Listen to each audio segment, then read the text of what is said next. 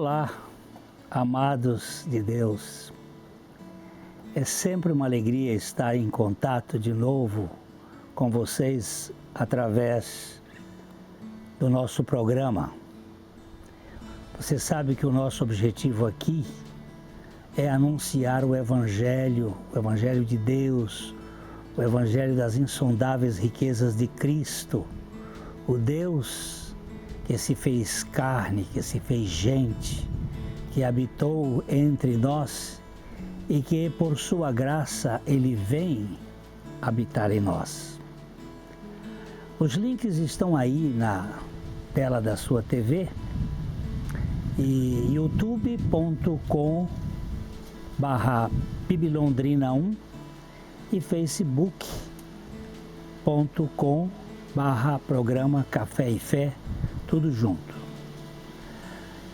Você pode ser um aliado nosso, nós contamos com a sua participação, com a sua colaboração, para que esse programa se mantenha, e contamos com as orações, divulgação, a fim de que ele alcance um público cada vez maior. Você é parceiro e nós contamos com a sua participação. Vamos às indicações de leitura dessa semana e já a gente volta.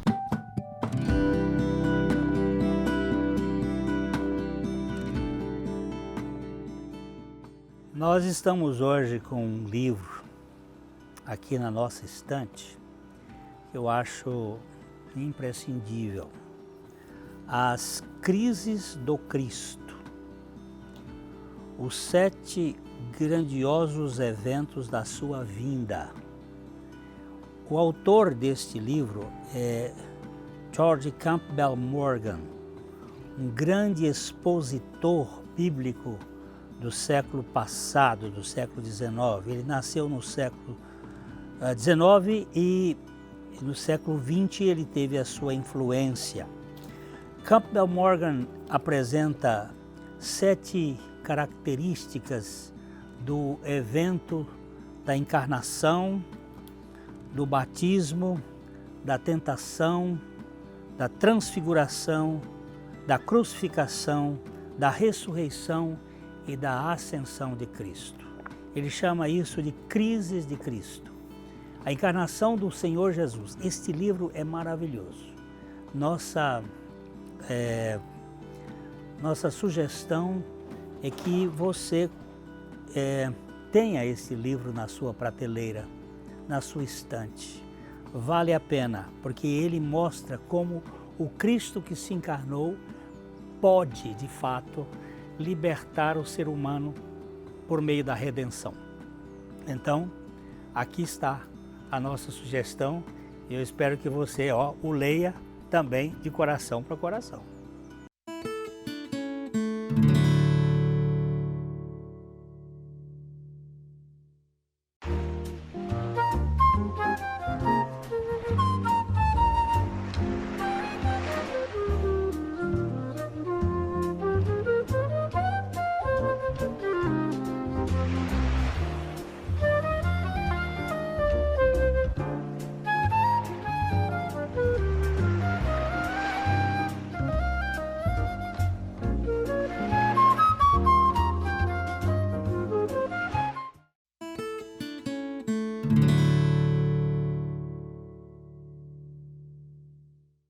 O que é salvação?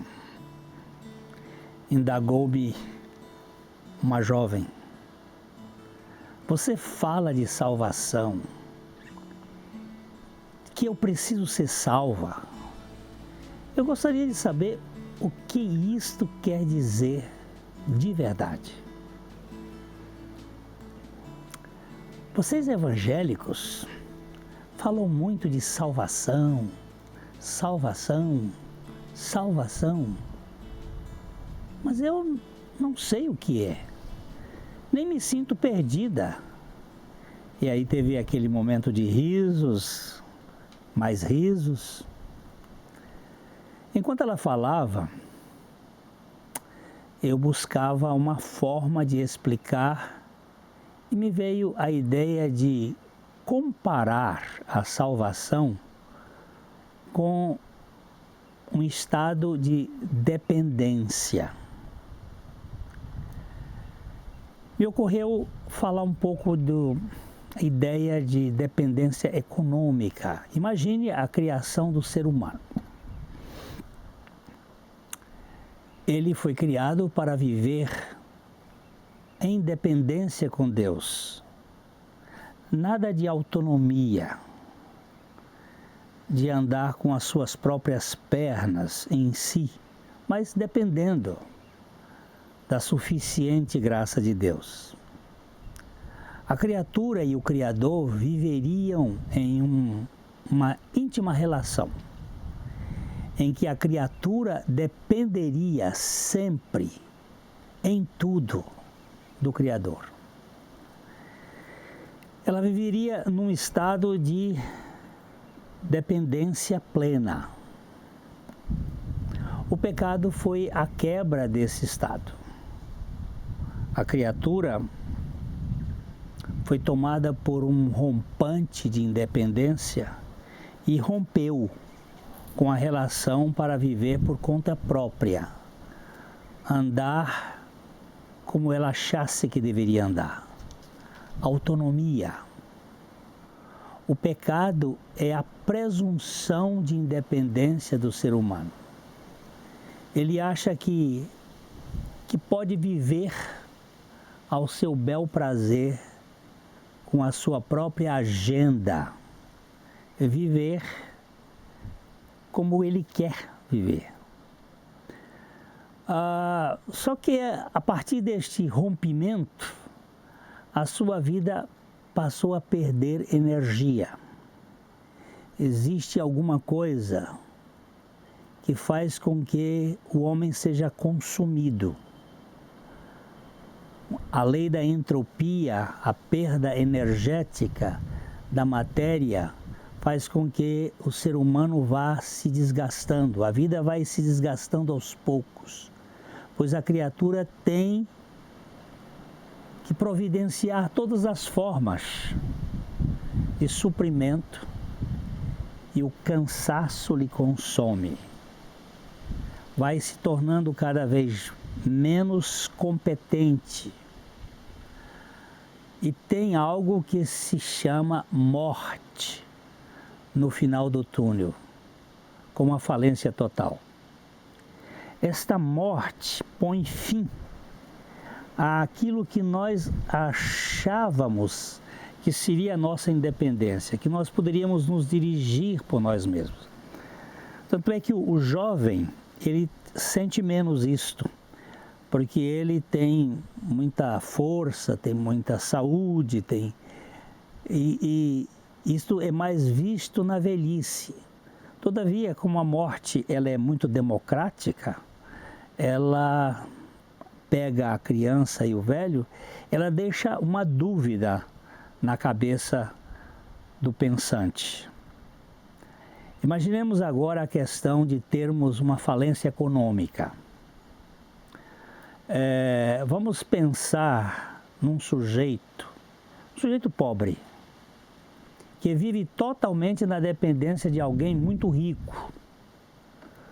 Tudo que ele precisa, tudo que ele necessita, vem das mãos deste milionário. Ele é quem supre todas as necessidades, ele é quem dá tudo para a pessoa. E ele vive nesta realidade de dependência deste rico. Mas aquele paupérrimo acha isto muito humilhante e sai da chancela do ricaço e monta o seu próprio negócio. Ele que era um filial daquela pessoa que dependia dele, agora quer agir por conta própria. E as coisas agora, nesse momento inicial, vão de vento em popa. E o sujeito fica rico. Aquele pobre agora é um milionário. E ele vai e trabalha e ganha e se torna uma pessoa bastante próspera. Ele se sente muito forte e capaz e se orgulha de viver da sua capacidade e começa então a falar que ele se faz por si mesmo. É aquela mania de eu conseguir por minha própria capacidade, esse self-made que o sujeito se faz. Ele bate no peito e fala mal do capitalista que antes lhe dava tudo em troca de nada. Antes ele era um dependente, agora se acha um autônomo, independente, senhor da vida. Isso é raciocinando do ponto de vista financeiro. Aquele magnata não queria coisa alguma do pobre, apenas buscava se relacionar com ele por pura amizade, por uma questão de afeto, de amor, que é uma coisa que nós precisamos ganhar, essa dimensão do amor. Naquele momento ela me interrompe e diz: o que tem isto a ver com a salvação? O que você quer falar de falência econômica com salvação? Calma, deixa eu continuar com o argumento. Eu estou fazendo apenas uma comparação de que a salvação é algo semelhante ao que eu vou anunciar aqui. O milionário gostava do sujeito pobre sem qualquer interesse. Ele o gostava por causa de um amor sem troca, um amor que não negocia. Quando a gente ama um filho e ama o filho de verdade, você não ama o filho porque ele é bom ou ruim, você ama o filho. E aqui é alguma coisa assim, este milionário gostava daquele cara, gostava e queria suprir tudo para ele. O problema é que no mundo dos negócios há muita concorrência e aquele nosso novel empresário faliu de verdade. Foi para a bancarrota, caiu na miséria. Falido, ele se encontra agora em depressão, ele se encontra agora humilhado. Ele que falava tão mal daquele seu empresário, aquele seu homem de amor, que lhe dava tudo, ele agora vai envergonhado. Na bancarrota ele perdeu tudo e não sabe o que fazer. Nesse estágio lamentável de penúria, o antigo amigo se aproxima do mendigo e se propõe ser, de novo, o provedor de sempre. Ele não perdeu o amor por aquele fracassado. Ele o amava, ele o ama e ele o procura e se propõe oferece ao falido o suporte permanente para que o pobre viva na suficiência dos seus recursos, para que ele não extraia de si mesmo a competência da sua subsistência, mas isto vem dele, do seu amigo rico. Ele diz ao pobre: tudo o que eu tenho pode perfeitamente lhe suprir e eu tenho o prazer e a alegria de suprir você da melhor maneira possível. Vamos dar uma paradinha e logo eu volto aqui para a gente concatenar essas ideias.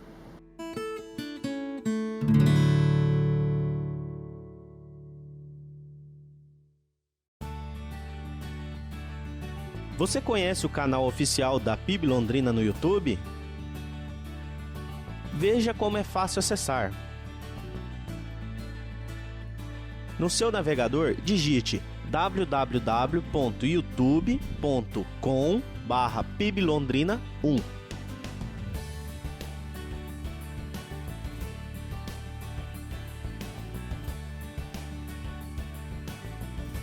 Ao entrar na página do canal, clique em inscrever-se.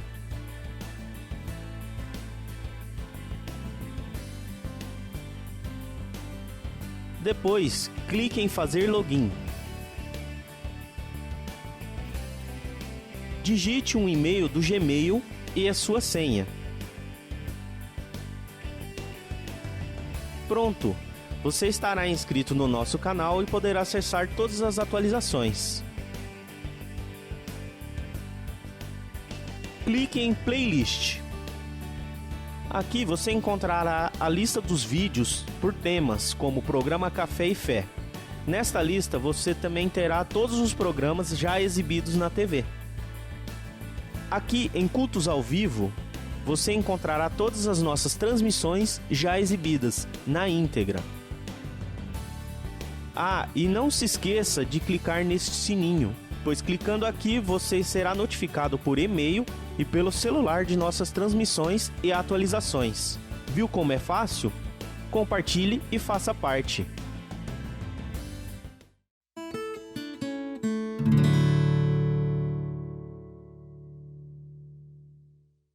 Então,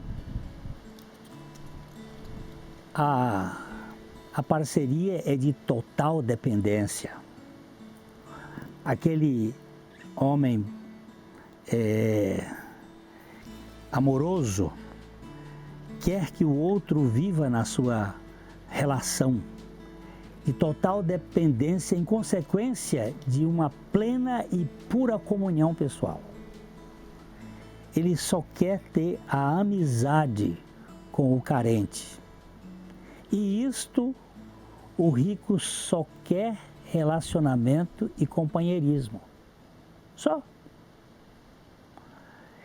O indigente não precisa conquistar o reconhecimento do banqueiro, do milionário, e nem se preocupar em merecer a sua atenção.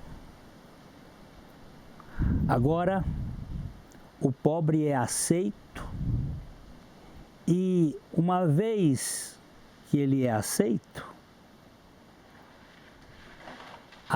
e amado, não por suas qualidades pessoais, mas pelo caráter e o coração do Granfino, ele está salvo da falência. Ele não precisa mais ficar preocupado em processar os negócios de maneira que ele tenha que sustentar. Ele vai trabalhar de maneira mais leve, sem a arrogância e o orgulho de ser um empresário de linha, de proa, para passar por cima dos outros. Isso é uma hipótese. A única condição para tal amizade é a dependência total do carente. Eu quero que você fique tranquilo. Eu não vou exigir nada de você. Ele tem que se limitar à inteira convivência daquele homem rico e depender integralmente dele. Precisa ser salvo de si mesmo, de sua arrogância, do seu egoísmo, de sua presunção de que ele se basta. Agora, este falido tem duas opções: sentir-se humilhado e negar a possibilidade de restauração, ou humilhar-se e viver na dependência do dono do mundo. Duas opções: rejeitar a proposta ou aceitar a proposta. Ele era pobre, ficou rico, ausentou-se da comunhão daquele que o ajudava antes, e agora ele está retornando. Ele pode não querer, ou ele pode aceitar a proposta do homem rico. A salvação é o meio de fazer o falido ser liberto da sua falência através de um relacionamento pessoal e permanente com o Todo-Poderoso. A salvação é a maneira de sermos libertos de nós mesmos, da nossa arrogância, da nossa presunção, do nosso egoísmo, da nossa soberba. Isso faz parte da natureza humana e nós precisamos ser salvos. O pecado é independência de Deus. Não se trata do desempenho do necessitado para sair-se bem na vida, mas da suficiência do Salvador para suprir as suas carências mais profundas. Não é uma questão religiosa de mudança de sistema, é uma questão espiritual de mudança de confiança.